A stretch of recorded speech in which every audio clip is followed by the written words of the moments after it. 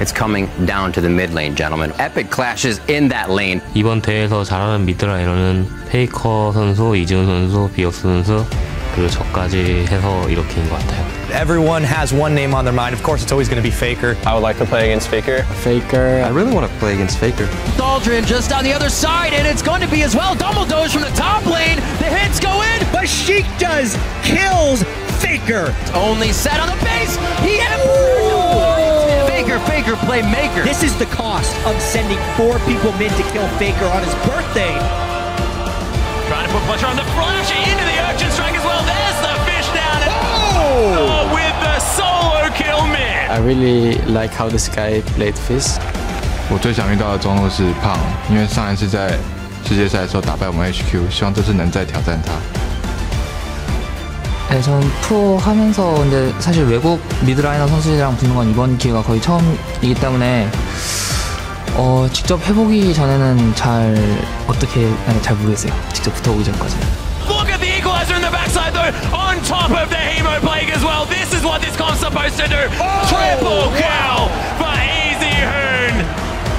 다른 해외팀의 수준이 많이 올라왔다 보니까 좀 예전처럼 그렇게 쉽게 이기긴 힘들 것 같고 저희가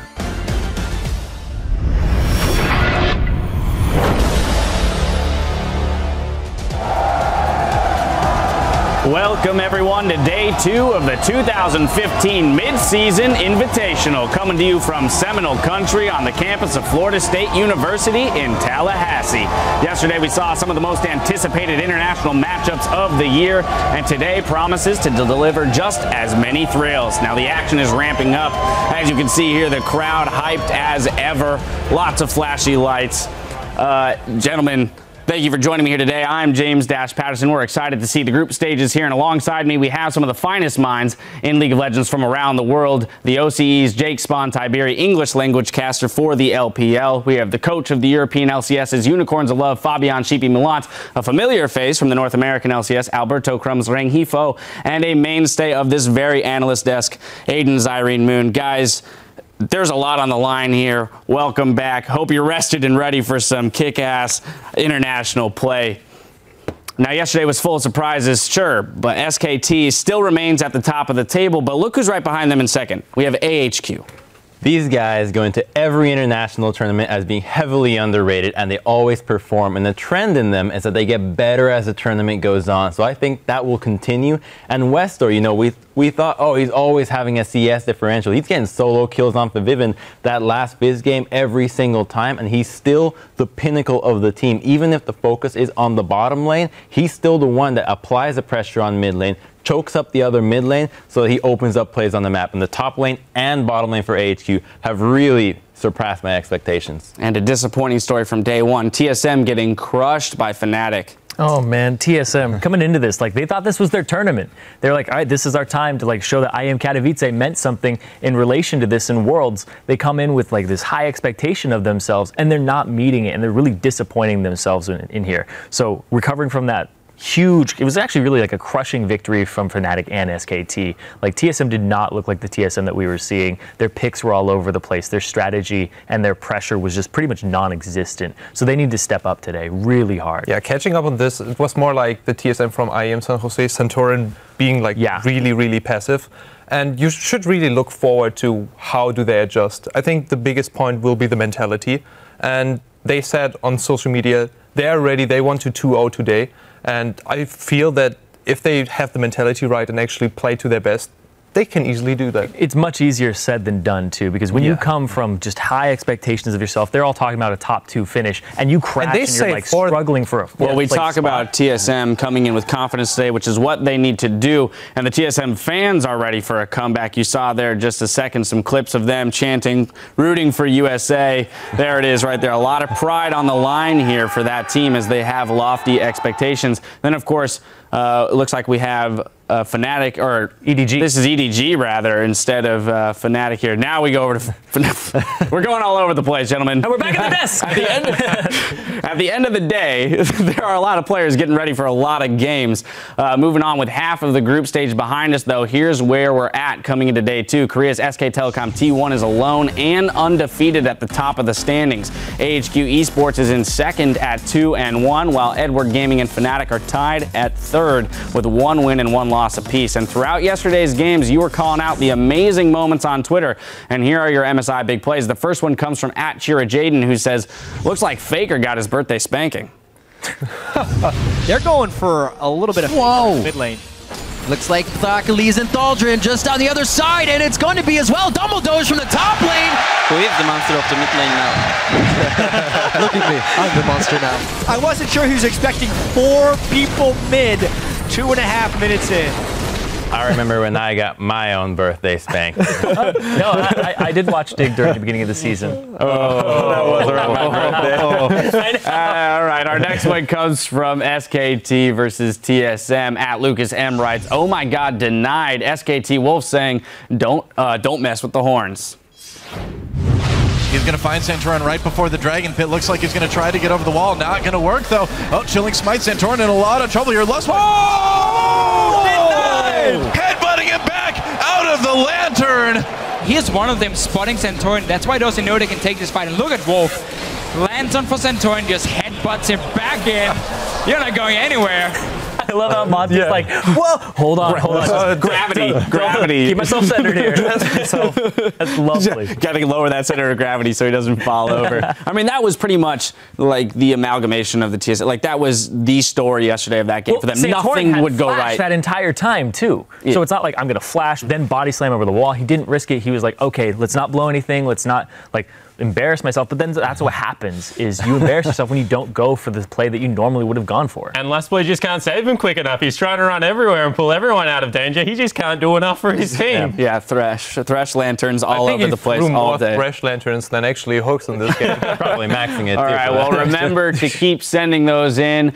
Those show-stopping moments, send them at LOL Esports as they happen, and be sure to include the hashtag MSI Big Plays. Now, there's sure to be plenty of big plays today as we start things off between the LPL's Edward Gaming and the European LCS's Fnatic. Then North America's Team Solo Mid will face off against the LMS's AHQ Esports Club. Edward Gaming will take to the Rift again to face international wildcards Besiktas Esports Club before Season 3 World Champions SKT Telecom T1 square off against the Season 1 champions Fnatic. Each team will have played a total of 5 games at the end of the day, unless it comes down to tiebreakers to determine seeding for tomorrow's bracket. And while the games are taking place in Tallahassee, we want to see how you're celebrating the 2015 Mid-Season Invitational around the world. So get on Twitter and tell us, how do you MSI? Send photos and tell us how you and your friends are enjoying MSI so we can share them in the broadcast. Here's a little inspiration for you. This is how we MSI here at the analyst desk. It's a lot of fun. A lot goes on when the cameras are not. Anyway, remember to tweet those to us at LOL Esports and be sure to use the hashtag HowIMSI. And we're still looking for our first Baron Steal or Pentakill of the tournament, so keep an eye out. When that happens, it will trigger bonus legendary and esports mystery gifting in the store through May 15th, rather. And while our broadcast team is bringing MSI to you from Florida, our international partners are hard at work covering the show for the far corners of the globe and in multiple languages. On the ground in Tallahassee, here's Caster Jun and Dongjun Kim. Cloud Templar and Chober for On Game Net from Korea's LCK. Joker, Cheng Mao, and Xiao Xiao. And the League of Legends Pro League broadcasting today's matches in the audience. Those were flipped backwards, actually, ladies and gentlemen, for the audiences in China. Anyway, and of course we have our own casters, Rivington Bislin III, Max Atlas Anderson, and Sam Kobe Hartman Kensler, who will be bringing the play-by-play for today's first 3 matches. Meanwhile, Efya Shaks Deportia is standing by in the interview area, getting the insider insight all day long from the pros. And now for a match between two franchises that are no stranger to the world stage. Both Edward Gaming and Fnatic are back after overhauling their rosters for the 2015 season. Both teams are 1-1 and have 3 games to play today. Yeah, and heading into this match, I think that we can expect a lot of fighting. I feel like Fnatic is more like this bizarro EDG, who are also going for fights, tower dives, and a lot of early aggression, and sometimes with more and less success. And I think we should also take a look at the top laners who are very dominant for their teams. Yeah, it also looks like EDG, this is a playstyle that they can handle. They're the best equipped to deal with the fight heavy meta. We were talking about Fnatic and EDG. EDG is just, to me, a better version of Fnatic. Coming out there, they're very controlled around their skirmishes. Their team fight coordination is second to none, I still don't think. I think in the controlled matchups, they're going to struggle, but when it comes to fight heavy meta, these are the guys. Coming into the game, we were watching Fnatic's review, watching the games, and we're thinking, okay, these guys are pretty good. Then we see their first game against TSM, like, wow, these guys can bring it. Like, they just crushed TSM. Maybe they can go 2-0 in the day. Next game, they pretty much get blown out of the water by AHQ. It's like, okay, that's a little disappointing. Then we're watching EDG first game. It's like, wow, that's crazy. They played exactly what we expected. Amazing. That's just their style. Maybe they can hold up to SKT. What happens? Faker falls asleep, doesn't even watch the match. It's that one-sided. So these teams are hungry. They both went 1-1 with very bipolar performances. So they really want to show to the fans, like, yeah, this is why you're cheering for us. We're actually really good. I think both these teams will step up, and it's going to be a really high-octane matchup. Yeah, and I think a lot of this relies on the top lane. The games that they're winning, the top laners just going off. Koro and Huni. Whoever gets the advantage there in that top lane is really going to tilt just the entire map. They're both really good at TP plays. They're both really good at snowballing their advantage into other lanes, and that's really scary because they all play carry top laners, and they do a large portion of their team's damage. I feel like, especially Huni, who has the highest percent DPS from all top laners around the regions. The world. And I think this is something that is just showing how Fnatic is operating. Yellowstar having the most wards placed, and Huni having the highest DPS.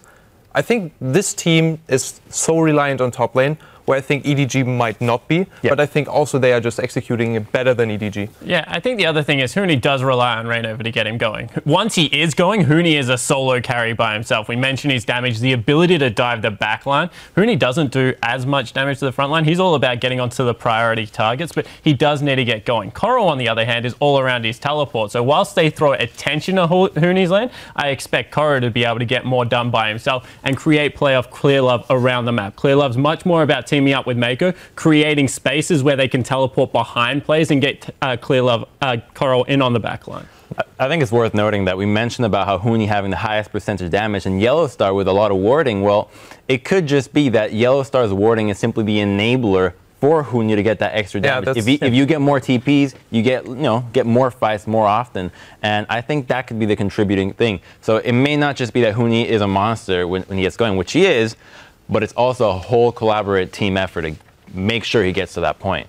Well, that's the thing. Top laners in general in this tournament are performing extremely well. 3 of the 6 teams, their top laners are the highest percent damage on their team so far this tournament. So, interestingly enough, where we had originally talked about the importance of mid laners and this being the tournament, the battle of the mid laners and how they can affect the teams, it looks like it's trending maybe towards the top lane and TP play. And this is really scary for people who are playing tanky top laners, because there's top laners who are going to try to roll over you in lane. They're mechanically skilled, and they're good at turret dives with their team. We're seeing a lot of turret dives this tournament, and the team that's able to pull them off and execute them very cleanly seems to be coming out on top in an early game. And I feel really that EDG is not the better version than of Fnatic. I really disagree there. I think that EDG is really good in some skirmish situations, better maybe than Fnatic, but I think that in the flanking, Fnatic just shows that all the engages are absolutely. You're going to have the. You knew that was coming. I do not think that you can say anyone like Koro's Hecarim yesterday was the flanking play that was coming through. The Kalista may as well had not existed on the map past the 25-minute mark. Because whenever it was in the team fight, it was just gone.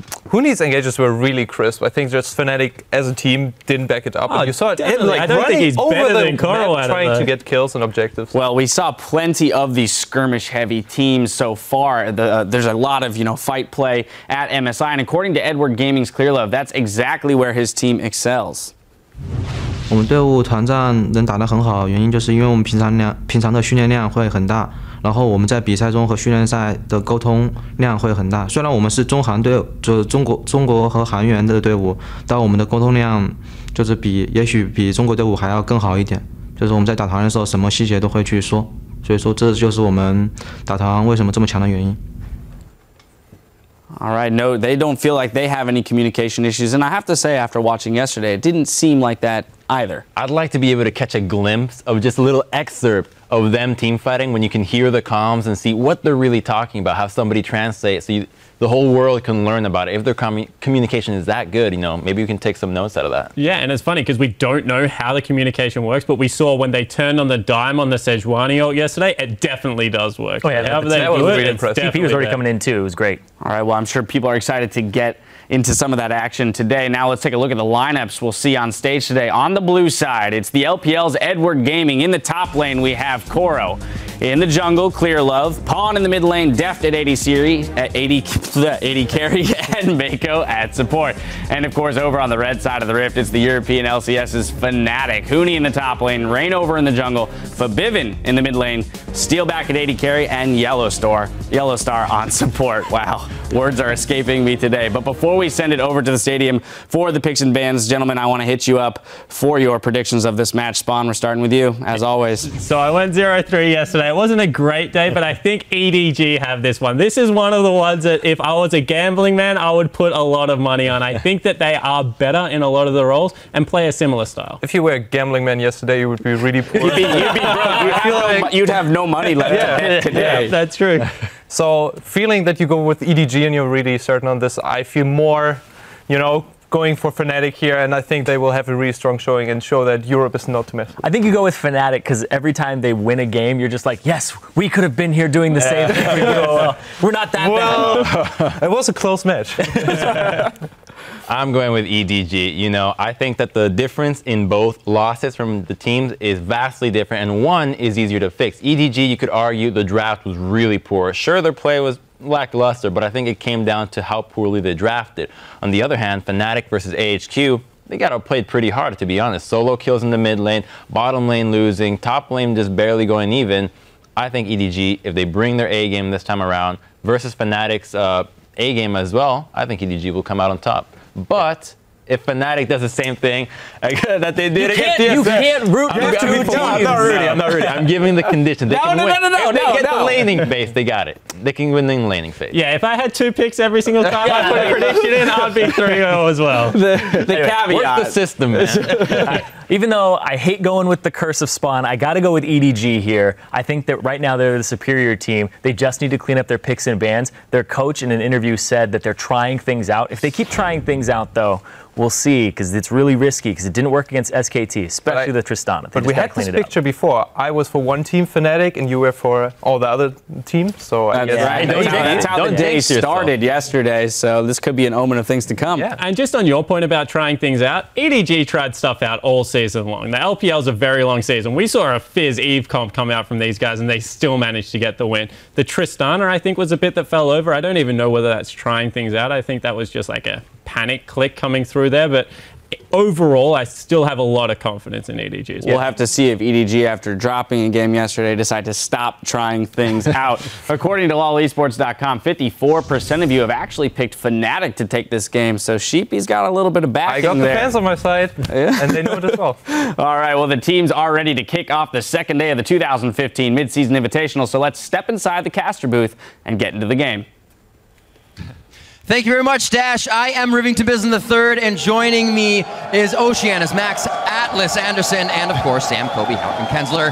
As the team's ready up for picks and bans to start day 2 of the Midseason Invitational. Gentlemen, it's going to be great. They were discussing on the desk who has the edge. I mean, if you give EDG a vowel, they are the edge. But seriously, Freak's not up here. These teams are 1-1. We got a pretty even game going into this one. Hopefully Fnatic can shake off what happened yesterday. And they're going to start off with an Anivia ban as well. So interesting stuff coming through from EDG. The word go. Yeah, very bold move here. It looks like they're going to try and cut down on the number of bans for the top lane and the AD carry role. They've been talking up this Huni versus Koro matchup because it really has come down to sort of the 3 kings of the top lane here at MSI. And that is Koro, Huni, and of course Marin for SKT. It looks like we had a little bit of a bug. They're going to hop out real quick and get Champion Select restarted. We did see that Anivia ban. You're talking about the top lane, and throughout the season... Bird, not then a bug. Yeah. Throughout the top lane, we've been seeing less Maokai. Was played a little bit yesterday, but these guys are definitely going for that more top carry focus, something where they can just get back in the game and help the team out and not be on an island. Yeah, so much Hecarim, Gnar, Rumble, all of these really big playmaking, high teleport impact champions. This has a lot to do with these players, though, as well, because these are the Hecarim players. This is Koro and Huni. These guys love playing this champion. It's not necessarily a Maokai style. I feel like if they go back to Maokai, it's sort of like them conceding their power picks here. I think it is going to be very important, especially since it feeds right into Fnatic's playstyle and how they really rely so much on Huni's teleports and the early success of those.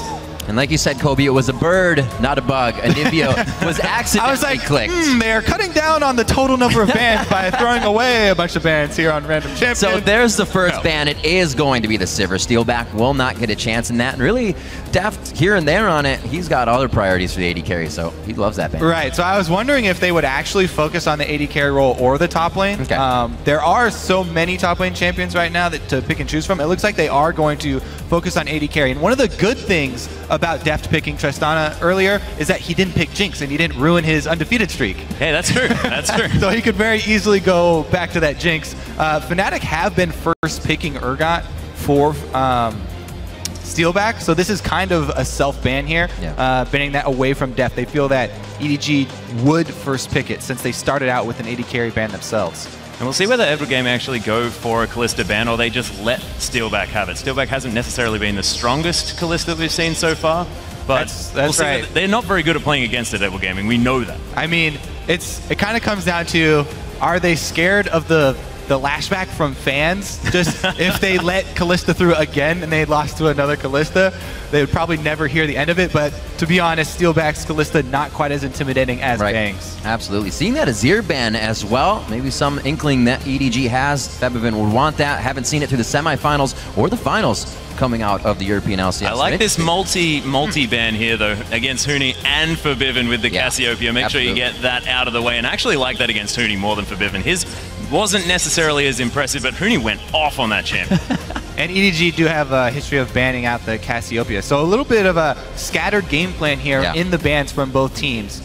Dipping into the mid lane, banning out a lot of the control, long range, DPS mages. A lot of consistent damage mages taken out here. And the Kalista's actually left up, so Deft, we will see his hand at the Kalista. Oh my goodness. So this is the smile on his face. Well, he took a deep breath. That was a very deep breath. I'm going to have to perform. Okay, and what he's thinking right now is that I played Tristana yesterday. It was horrible. And I've got to really pick myself back up. And if he wants to prove himself right now, why not pick up a champion that we haven't been very impressed with? Exactly. And win on it. So right now he's going for the power play. I like the boldness of EDG to go with this. And if he is an AD carry in the lane phase to take advantage of Steelback and Yellowstar, then Kalista's the one to do it on. And you can really take over a game from the bottom lane there. Also, Mako's Annie left up. If they kind of want to synergize that, you don't want to throw the little girl into the fight all the time. But a lot of bans were kind of set to the wayside for Huni. We've seen totally target him, and now he's able to pick up something with an impact. Right, on the other side, of course, the first rotation here from Fnatic, they're going to be able to pick up the last remaining of those top 3 carry top laners. Rumble for Huni, so that will be huge. The thing about the Kalista bottom lane also is that the ult can be used for disengage to save your support if the inevitable teleport for Fnatic does happen down bottom. And so it's a bit safer, especially when comboed with Thresh. Yeah, and you see Fnatic, they're like, okay, let's go for some mid-game power. They've got the Rumble, they've got the Rek'Sai, but then if you want mid-game power, pick LeBlanc. And so Pon says, all right, I'll just slot that one right in. That's fine. Blind pick the mid lane, but I don't care. Yes, Pons LeBlanc, this is going to be very scary for Febvin to deal with. Now, the thing is, they did leave Zed up, which is good into LeBlanc. However, it's hard to work that into the team, and you can't always just think about the lane matchup here. Yeah. They do already have an AP top laner, so they could look for a way to work it in. There's also the fact that Rumble wants to be team fighting. He doesn't necessarily want to have a split pusher on his team. They want to be using that equalizer and fighting around it, but we'll see what Febvin does go with. They probably will save his pick for later. But we'll see. Steelback looking for a little bit of that Lucian. Yep, right now, Daylor talking to both Febvin and Steelback about this pick. And we'll see what they can come up with. The thing about Lucian is... he did it! And the Zed! I got him! Yes. All right, well, we already went over the Zed, so time to talk about Lucian. Because the thing about Lucian is that at the pro level, at the very highest level, his laning phase, you live and die by hitting your piercing light through the minion onto the enemy champion. So you have to be very, very good with your early usage of the Piercing Light to land that harass, or else you're going to lose this lane.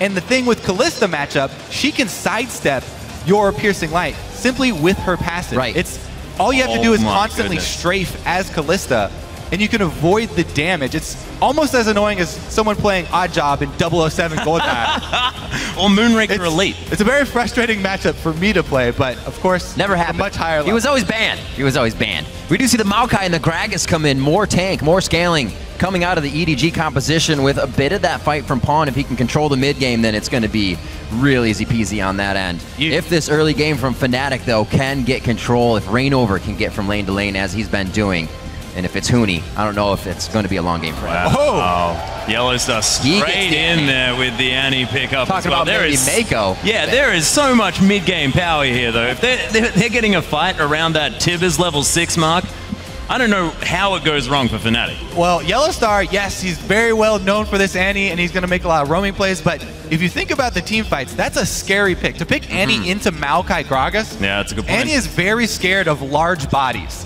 And those are two very large bodies that were just picked up. A strong front line for EDG. What he's thinking is that he wants to get straight on Kalista, not land the stun with the Tibbers, and be able to blow her up. That's fairly hard to do, but they do have the Zed and the Rumble, both for assassination. Both of those guys can assassinate the backline in their own different ways. I'm really excited to see how this Zed pickup works here for Febivin. Unicorns of Love Bandit every single game, and something, you know, you think back to when Bjergsen got the chance to pick Zed at Worlds. He picked it, and then it didn't turn out too well because he didn't get to play it on the international stage with that pressure, with all that.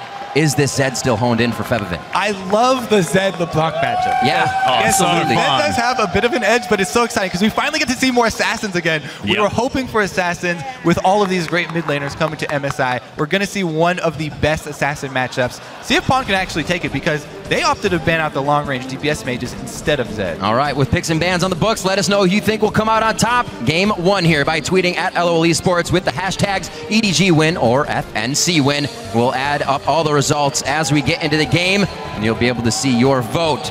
Backing your favorite team here as we enter day 2 of the midseason invitational. It is Fnatic versus EDG. And EDG with some fantastic picks, and I really actually like the Kalista. I don't necessarily like it generally in the hands of Deft, but against this comp, if you're going for that Bloodthirster Hurricane build, it actually works out quite well. There's only one tank. Exactly.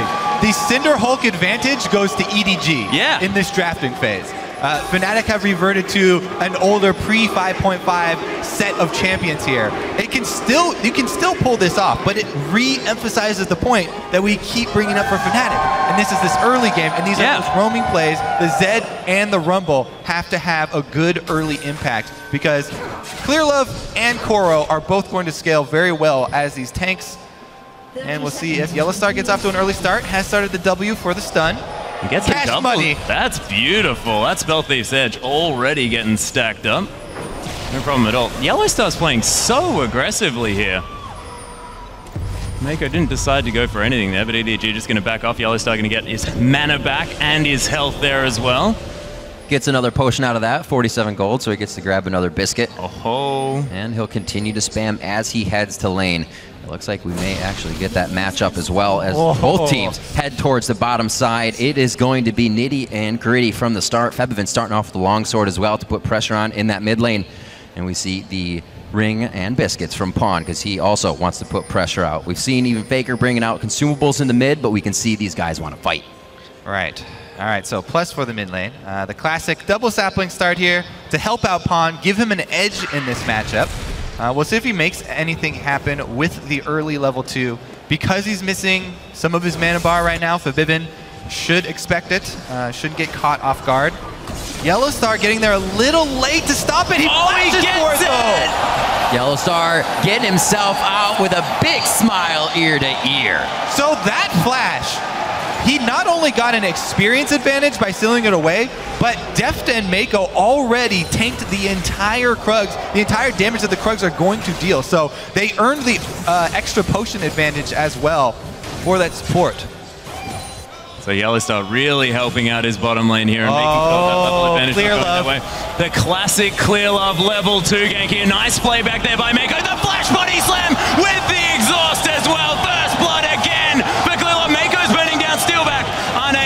answer that one. EDG again with this play. Clearlove did it on Sejuani yesterday. He does it again today on Gragas. This is one that you should actually be expecting the earlier ganks to come from, especially since Fnatic Reignover was the one to do the level 2 Gragas yesterday. Right. But Clearlove identifies, hey, guys, Flash was just burned. This is the communication they were talking about. Bottom lane immediately notifies him. He heads straight down the river. Really, really easy first blood there for EDG. And Yellowstar, yes, he got the crud steal. But no matter how many times you call that worth, it is definitely not true. If you say it in old chat, dangerous thing. it's always worth. That's the rule. So we do have Reignover taking the blue buff here. He may actually be able to come right and route behind Koro. That's going to be the pop-up. Koro flash, but he still gets locked. It doesn't give him much distance with that slow one. And now, wait a minute, they got a flash. Reignover goes down because of too much from the turret. Koro's passive was so huge in that exchange. And again, the flash hook, steal back dodges it. Nicely played. Yeah, good dodge there, sidestep while slowed. Barely got out of that one, but you're talking about how high octane this game was going to be. Absolutely. Very quick moves from both junglers. What you would expect from the Gragas and the Rek'Sai. Both of them on different sides of the map, but both connecting.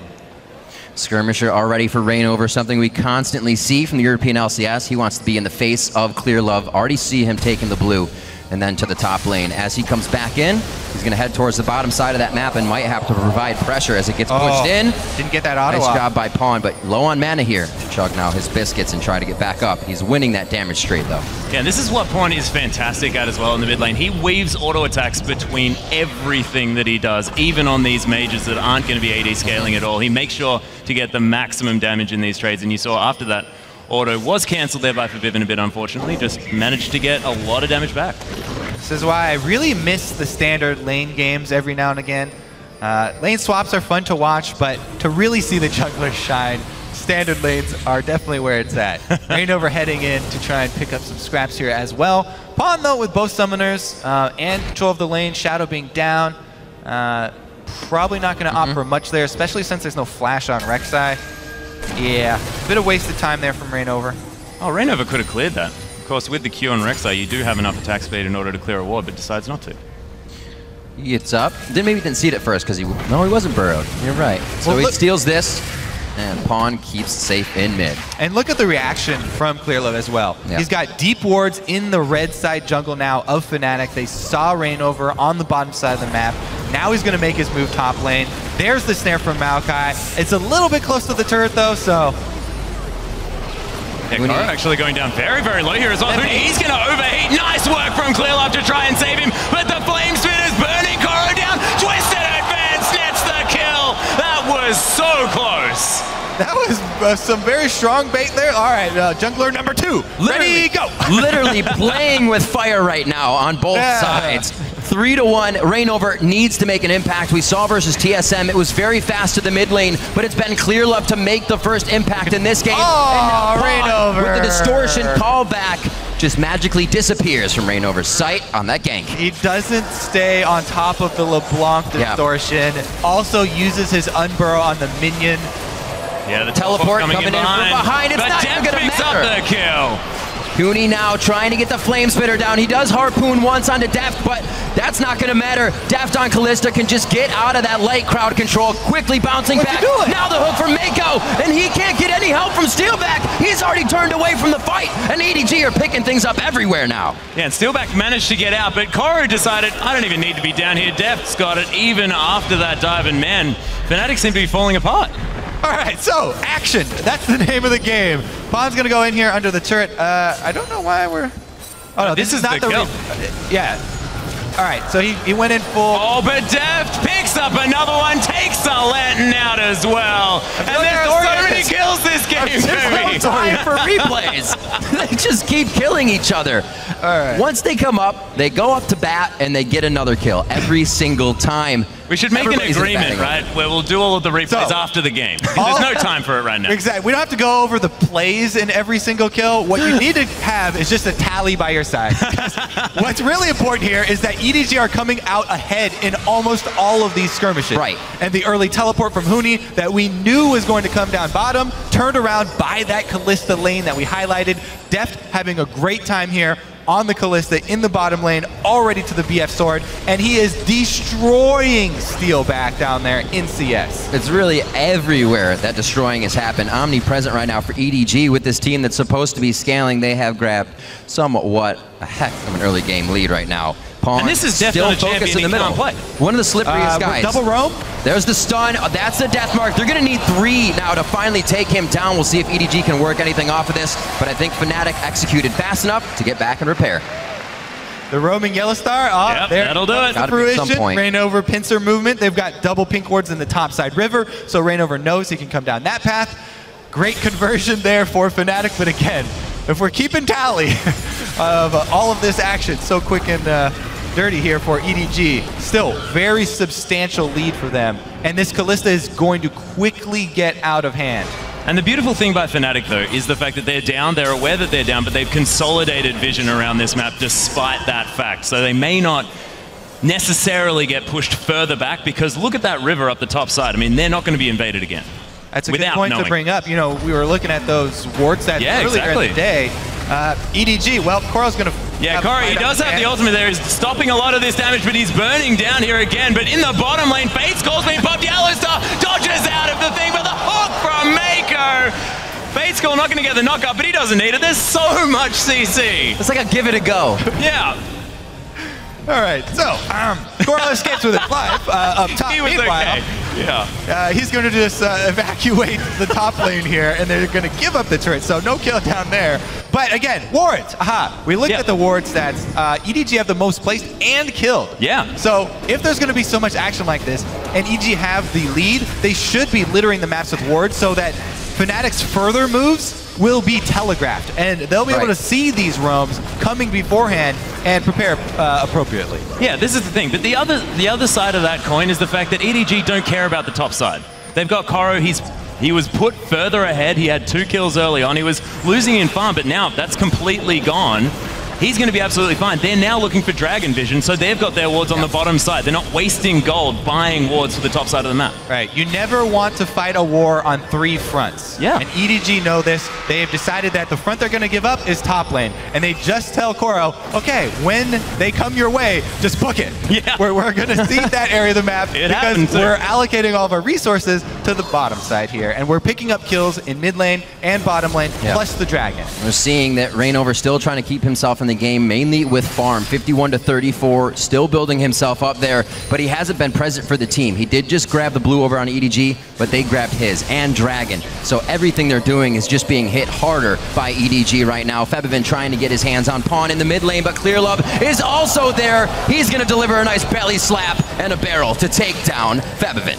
Yeah, Rainover looking to try and come back in here. Pawn quite low at about 300 health, but he's going to get taken out. There's the flash. Rainover picks up that kill. Clearlove trying to answer, and they just did not think Rainover had the damage. But this is the first warrior enchant that we've seen so far, MSI, and it's working out for Rainover. There's a game to build warrior enchanted. Oh, another one. Oh, get out of that wall, buddy. Big plays. He can still live. Here comes Hootie. He's on to Mako. Rainover's going to stay alive. Coro's coming through the backside. Flash wins an advance. Rainover. He's going to fall. Honey's going to be next.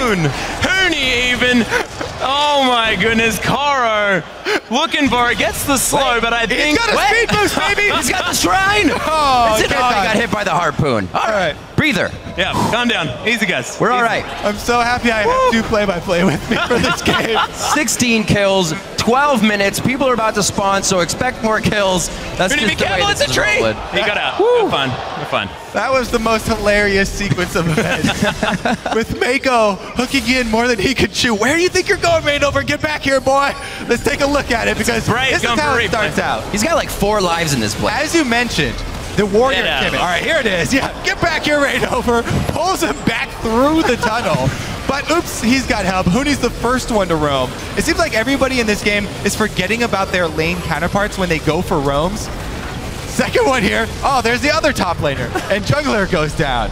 But the other part of the dive here from Rek'Sai, not only has Rainover gone with Warrior Enchantment, but he also has the Stalker's upgrade.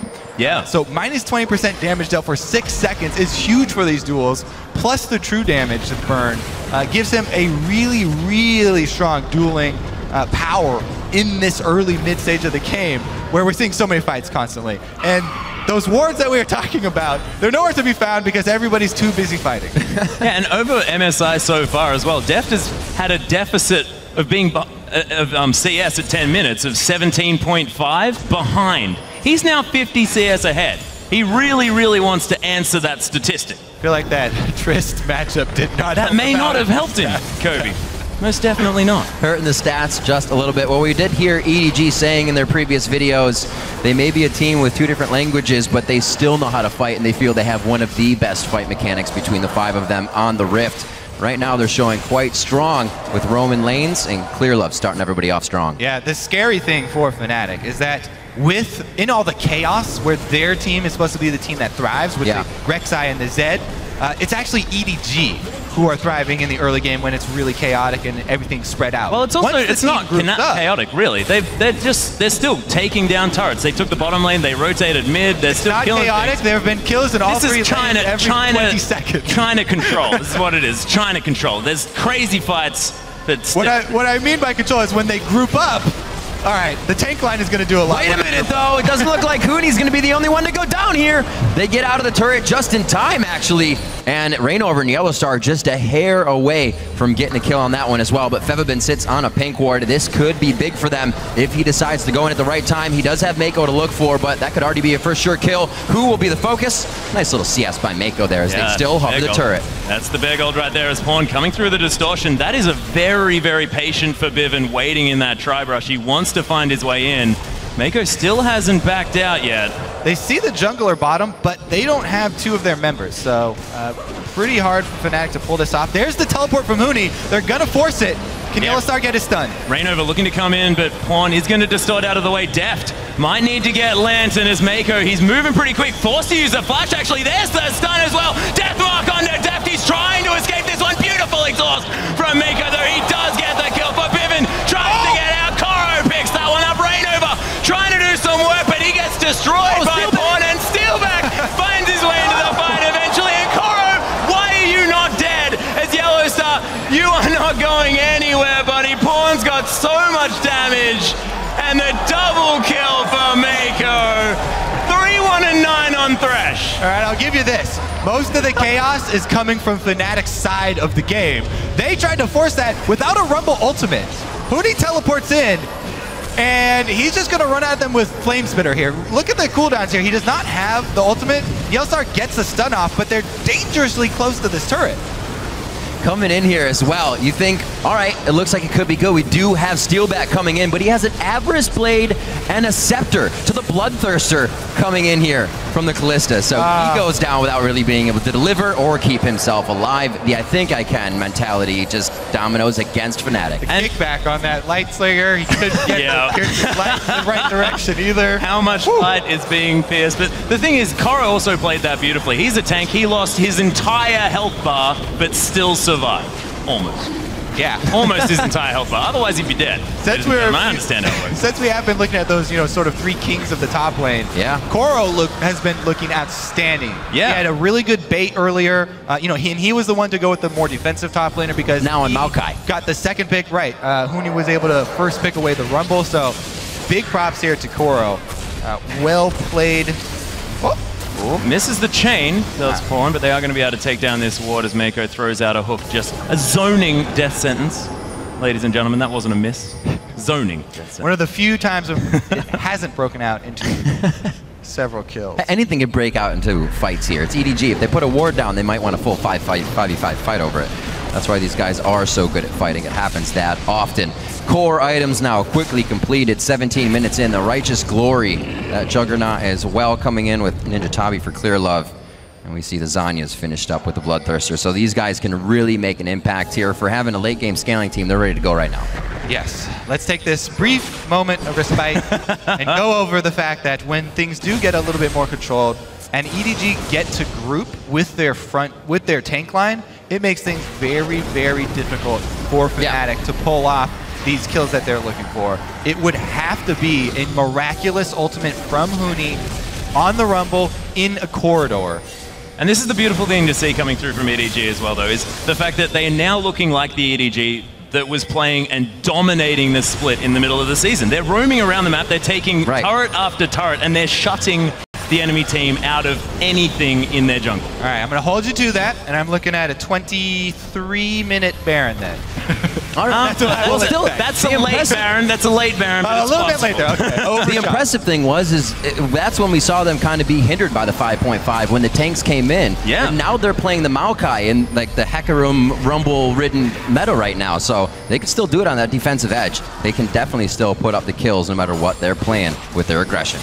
The thing about Clearlove is he's playing Gragas, which is very similar to Lee Sin with how that playstyle works. Knock out the AD carry, make stuff happen, and Clearlove, Lee Sin was his best champion. He had about an 11 KDA on that champion. It was ridiculous. I mean, they look different. I guess Gragas put on a little bit more weight, maybe.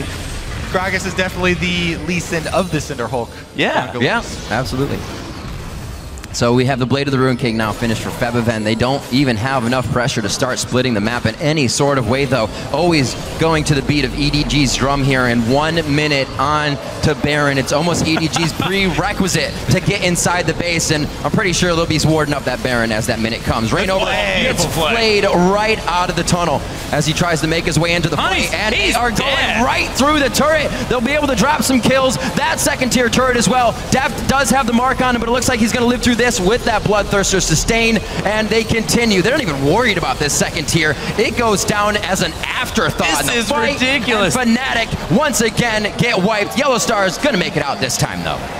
All of that with the turret firing almost the entire fight. Right. So EDG easily gonna pick up the inhibitor turret and probably the inhibitor as well. Death timer's long enough for that because they died so close to the base.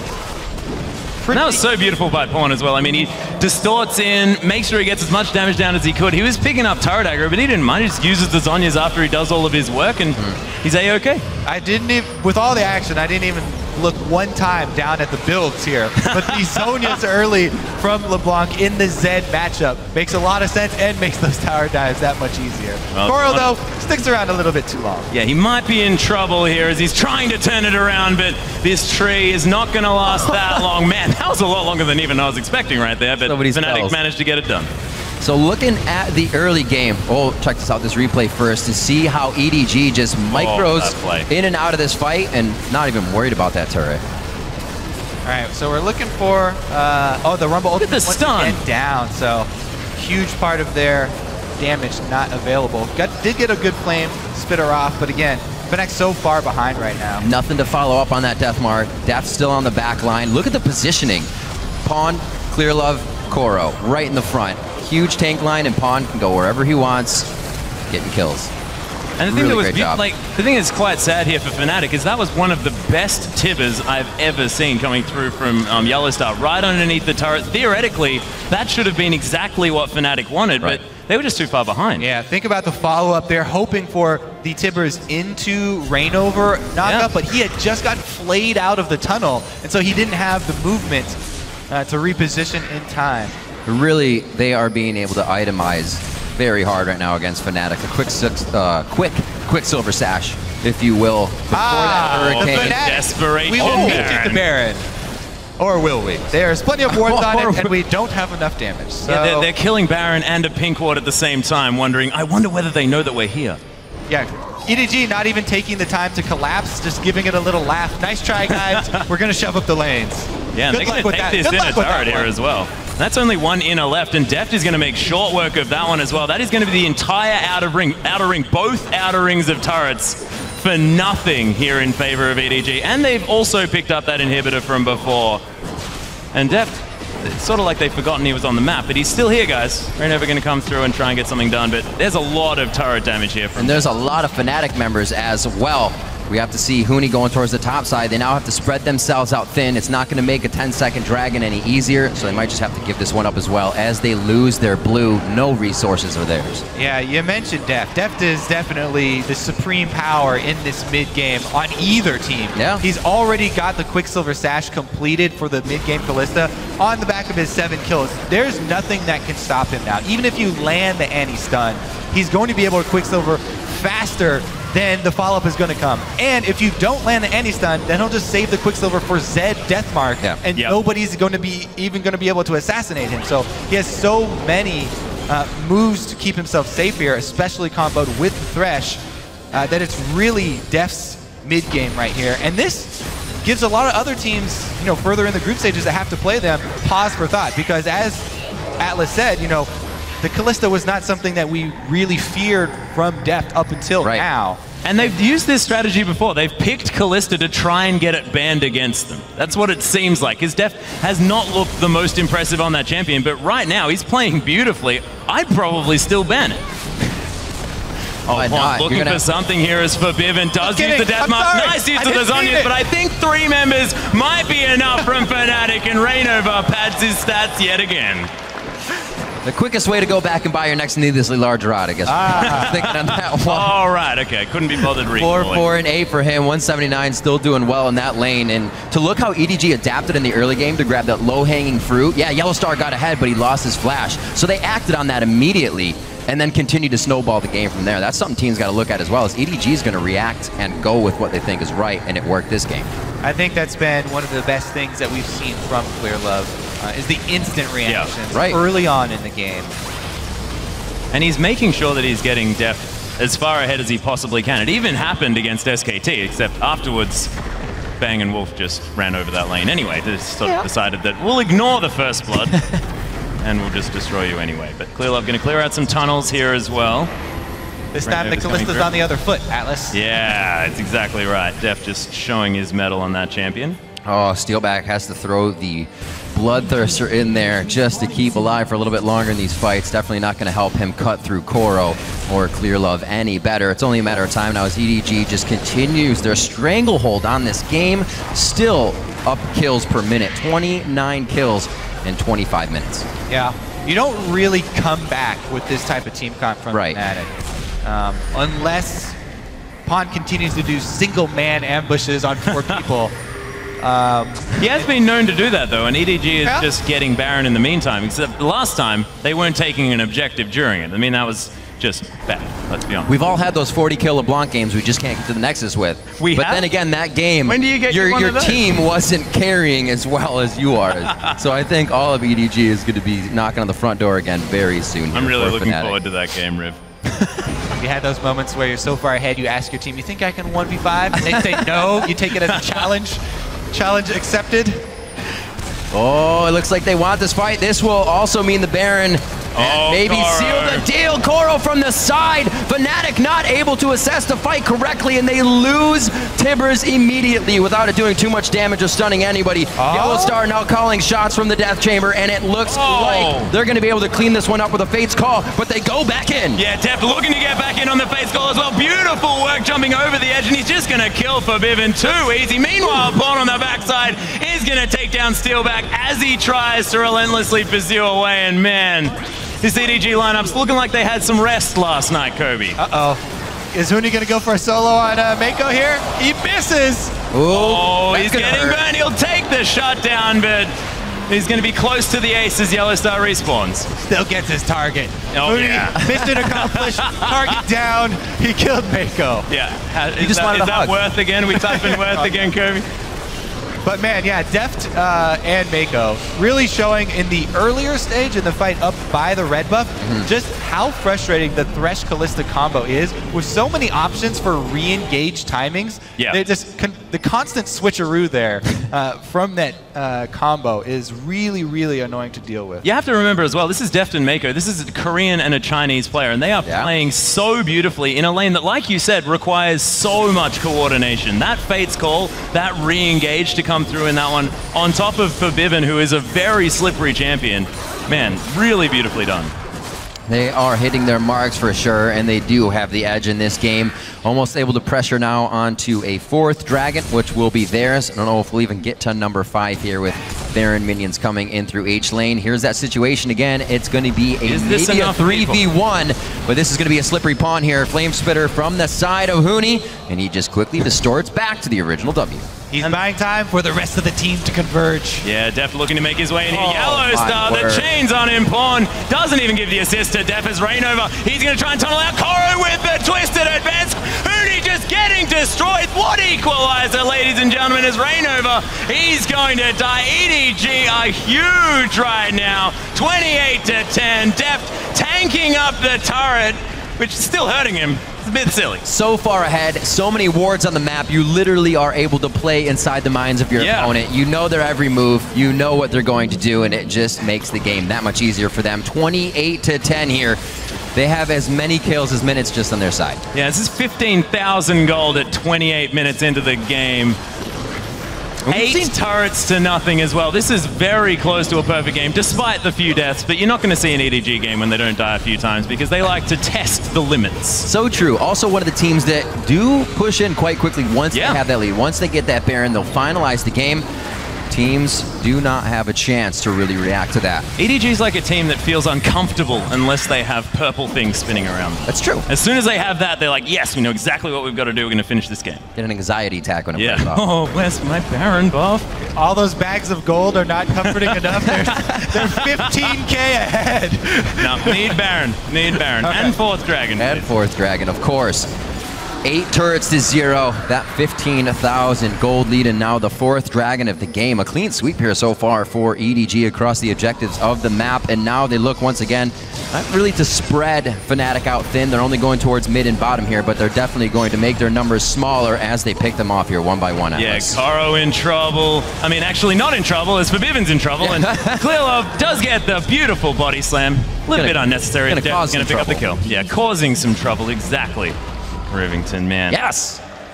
Oh, that's first turret! Progress. Yep, don't even worry. The comeback is real, ladies and gentlemen. Chain's gonna land on a Rainover though. He's getting punished for taking down the structures of EDG. Mako makes his way in as well as Spawn. He looks for the reset of his cooldowns. Equalizer coming down from Huni as well. The rest of Fnatic making their way in. Pawn, he's gonna destroy a tunnel with his clone? That was cool. I did not know that could even happen as Tibbers is going to get hooked up as well. Clearlove making his way into the fight. The culling just getting tanked like it's doing nothing. Steelback sacrificing himself for the team as Deft. He's dominating now. Koro looking for the flank though. Is Yellowstar going to be okay as Huni is trying to get Who's the target this time? Sneaking out of the fight.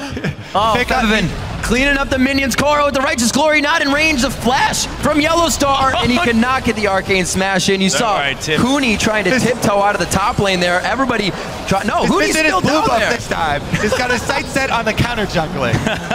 And I think Yellowstar being 0-6, is he worth as much as Tibbers at the moment? You gotta notice. Said, I'll take Tibbers right now, it's fine. You have to notice the smile on Fnatic faces as well. They understand this game was not in their favor after those first few instances of EDG just grabbing a very big lead and working the snowball well. And Fnatic are, taking this one as a grain of salt. Yeah. EDG aren't closing this game out nearly as fast as they could though right now. They need to be trying to do the best they can in that regard as well. I mean, or do they? The length of a game does actually matter if there are situations. That's very true. That's very true. For tiebreakers, it does matter. If the point of this game is to intimidate the other teams, I'm intimidated right now. And show Def's Callista, then might as well rack up a few extra kills. I think the timing. Walk this way. Get back here, Mako. There's the playback. Rainover probably not going to be able to make it out of this one, as he's going to get rendered to death. Koro was looking for it. I want a replay of Def's face, close-up camera, when he fates calls Mako's flash right there. Yeah, what a beautiful troll. Yeah. No love lost between these two guys. So good. And I guarantee that was on purpose. Yeah, that was 100% on purpose. I think it was Mako going, I'm going to do this really sweet death sentence. Like, watch me, Def. And Def is like, nah, this is my show right now. Anyway, it's going out of the Dex's turrets. It looks like EDG may be able to put the stamp on this game. Steelback trying to relentless pursue Koro in, but it didn't work the way he wanted it to. Koro was still outside the Fountain Laser, and the Nexus turrets not long for this world as EDG looks to close out the game. Yeah, second Nexus turret now now going down as the sapling comes through. Equalizer not really hitting anyone as Forbidden's just going to get destroyed. Deft is legendary. Yellow's starting to get melted. A double kill for Deft. Rainover in trouble under his Nexus turrets. Clearlove steals the kill away from his AD carry. That is awful as he's going to make his way into this one. And the Nexus is falling down. Steelback going to die. And EDG, this is what we were expecting for this team heading forward. Doesn't even die on the fountain. And man, that was a disgusting performance from the Chinese. They seem calm, cool, and collected. Another day at work, I guess, for them. What? That was not how they were playing. You go back there sitting down, it's like, this is just normal, and they're playing as if they're having the best time ever. I think they stopped really sweating about the game maybe about 15 minutes in, and then they were fairly calm. Very well played. Fnatic with only a few chances to come back early, and that's going to make the game next to impossible when EDG can continuously pressure on their snowball advantages. Yeah, that's right. The thing is, like, Deft, again, getting that early lead, but this time EDG translating that into objectives around the map, into the plays that they needed, and making sure that they did it in systematic fashion. This is the EDG we were expecting coming into this tournament, playing the aggressive style from the middle of the season. I'm very excited to see how they're going to do now moving forward. Strong Kalista pick coming out of Deft on that one. It kind of shook us for a second, and we'll see what the analyst desk actually has to say about it. For a look into that game, we're going to throw it back to Dash and the guys at the desk. Thank you, gentlemen. Ed Crumbs, talk to me, man. How you feeling after that game? I mean, that was over a kill a minute for EDG alone. I mean, come on, that was nasty. That should have been censored. I'm sorry. What? Okay. Shibi, I want to give you a moment to respond to this. Defend yourself in your Fnatic pick. Well, I was thinking throughout the game, please make it stop after like 20 minutes. But Fnatic seemed to have fun at least. I think Huni, when he took the blue buff and they took the entire base, he was smiling and fun will get you far. And we also broke the curse of the anti-profit, which I'm, There you go, the upsides here. Congrats here. Thank you very much. I'm a good loser here. All right, 1-4 spawn. How you feeling? 1-3. Let's not go. We made 3 predictions yesterday. You were wrong on all of them. Yeah. Correct today. So one of four. American accents. I get a little bit confused sometimes. But that was a pretty typical EDG game. I like what they hit on there, though. There was actually a layer to that game that not a lot of people would have picked up on, and that is Deft's Kalista. Because he doesn't play it. He was much more around the Corkies, around the Jinx, getting himself going. Even pulled the Kog'Maw out a little bit more than the Kalista, and they are trying to turn it into a ban. They don't want to have to play against it. We saw already that they don't do well against that pick, so they're just trying to get it removed from the board, but without having to ban it. I was disappointed in Fnatic's draft by locking in the early Zed. Like, why are you doing this right now? You see the LeBlanc locked in early. He got actually his solo kill. He was obliterated in lane, but let me explain to you why. They lock in the LeBlanc early, and you're like, okay, LeBlanc's coming out. You can just save your last pick, judge the entire team comp, and then decide if you want an assassin or not. Instantly lock in the Zed as to some sort of challenge, like, yeah, I'm up to the challenge, I'll take the Zed LeBlanc matchup. Guess what? Lock in the Maokai. Maokai is not very good against Zed in a team fight, and to top things off, the sapling strategy with giving the first 3 camps of the Wraith camp with LeBlanc, so you put 2 saplings down, get the distortion over the wall, you're going to get destroyed in lane, and that's exactly what happened. Trading 1 for 1 doesn't matter when you're down 30 CS. We will jump back into this conversation, Sheepy. I'll let you have your time for your rebuttal, but now for a word with the member of the victorious Edward Gaming. Let's check in with Shox in the interview lounge.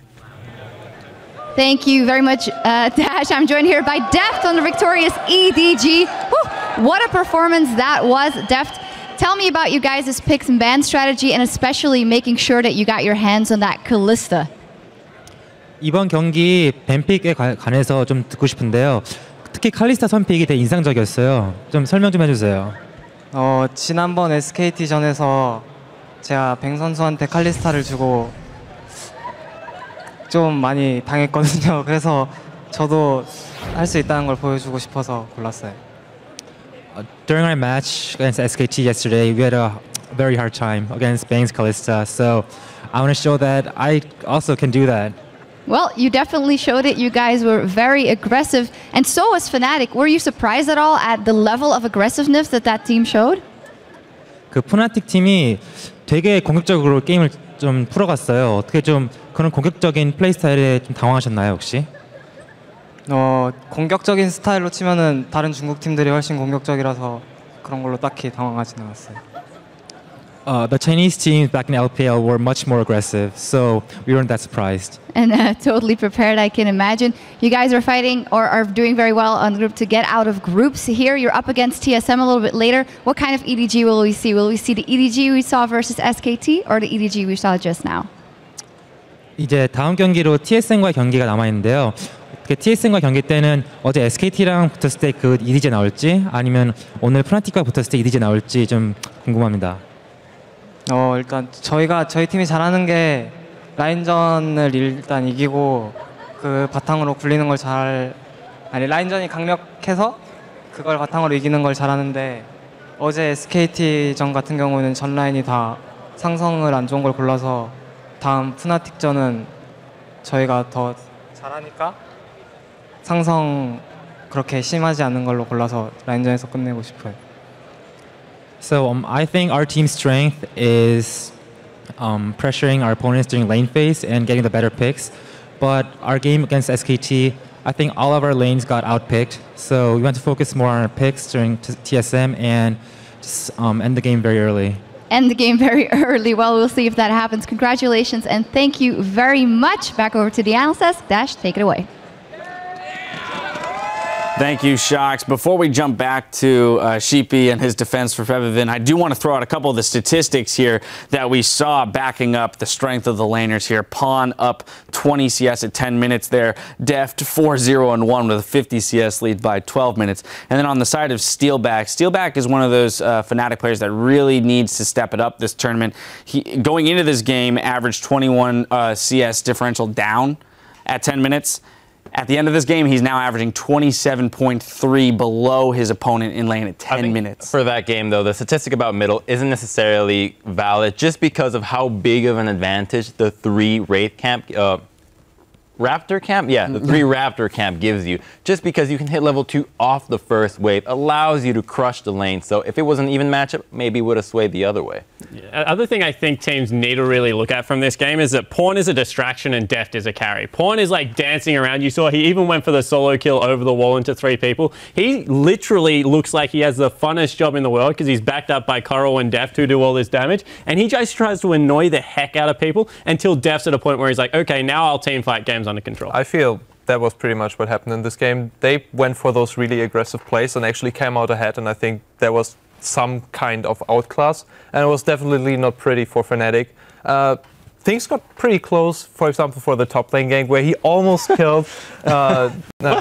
Well, at the end of the day, it did seem as though both teams were coming at each other as we expected with the same exact strategy. EDG coming out on top of every engagement in those early game brawls, and when you're leaving every engagement 1 or 2 kills up, eventually that lead becomes insurmountable. And if you look at the team comp, they had a mid-game centric team comp with Zed supposedly split pushing at some point, and Drumbo and Lucian, who's more like mid-lane carry, and I think it just didn't work out. They fall so far behind. They went for those skirmishes. They actually did pretty well, but we're so far behind that, you know. I want to hit one more thing real quick. This was a pretty big loss here for Fnatic. Now they're 1-2. So going into the remainder of the day, what are they learning from this game, and how are they keeping their mentality out of the dumpster after the very first game of the day?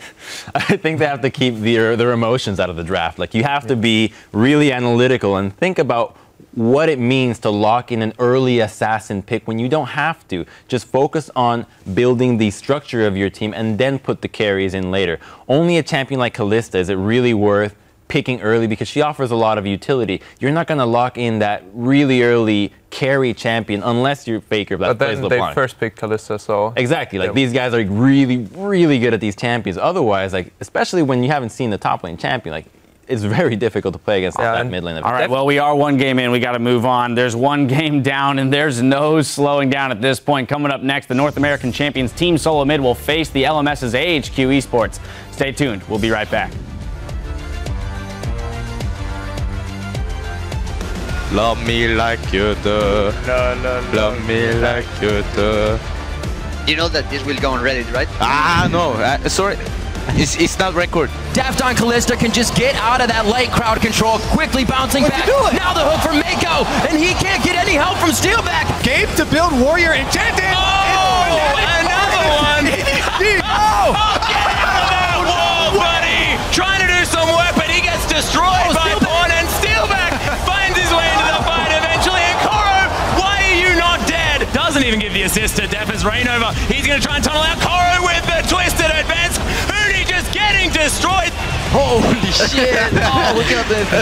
Why do you laugh? That's so thankful. Man, that was a disgusting performance from the Chinese.